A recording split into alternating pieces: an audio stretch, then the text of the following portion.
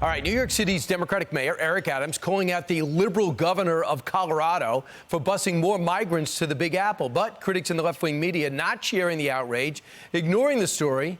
A far cry from how they responded a few weeks ago, months ago, when Governor Ron Desantis of Florida did the same thing. Chatter now that what these governors, including Ron DeSantis, have done is to have trafficked these families. It's just cruel, and it's sick, and it's sadistic. It's a stunt using human beings to score political points.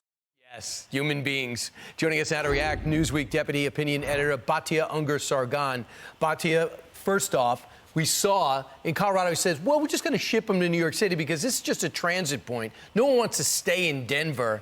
Why is there a double standard here? Well, first of all, when Governor DeSantis shipped migrants north, he shipped them to Martha's Vineyard, right? He exposed the hypocrisy of the leftist elites who claim to be sanctuary cities, who claim to welcome the immigrants, right? And then the second they got there, they called the National Guard to ship them out, right? Whereas when they come to New York City, they're competing with low-wage, low-income Americans for limited resources, right? You can understand the outrage. Here's the thing, though. The Democrats like to talk about immigration in moral terms, as though this is somehow compassionate to have an open border. Nothing could be further from the truth. It is unbelievable cruelty to the migrants themselves who become slaves to the cartels, to low-wage and to working-class Americans whose wages are undercut by this influx of low-wage labor. They talk about it in terms of morality, but they think about it in terms of economics. And Nancy Pelosi made that so clear when she said, we need these migrants to pick the crops. You remember that? Yep. She admitted that the Democratic Party sees these migrants as an answer to a tight labor market, that without these migrants would be benefiting the working class with higher wages. Which also is true. Governor Abbott gets ripped all the time for busing voluntarily a lot of these illegals into New York City. Now, the mayor of New York City says it is going to break us. It is going to bankrupt the city. Why does he not make a call to the President of the United States and tell him that? Now, Mayorkas says yesterday that the massive migration numbers are straining our system. That is the understatement of the century.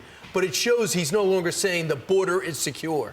Absolutely. At least they're not lying about that anymore, right? The border is not secure. The border is open. The cartels know it, the migrants know it, and the Democrats know it. The problem is that leftist elites benefit economically from mass migration. That's why they don't do anything about it. Because at the end of the day, they are the ones employing these people in their homes, in their landscaping businesses, in their restaurants, in liberal cities. These people are finding work when they get here. They're undercutting working class American wages. Why do you think the president's going to the border now, and what do you think changes after he goes?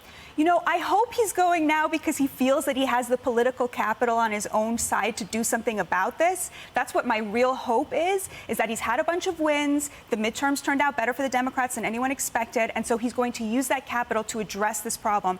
That's my hope. That's called leadership. Yeah. And putting partnership aside.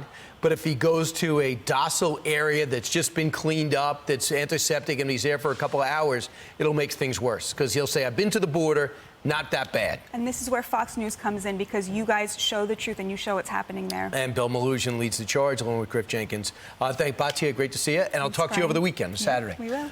I'm Steve Doocy. I'm Brian Kilmeade. And I'm Ainsley Earhart. And click here to subscribe to the Fox News YouTube page to catch our hottest interviews and most compelling analysis.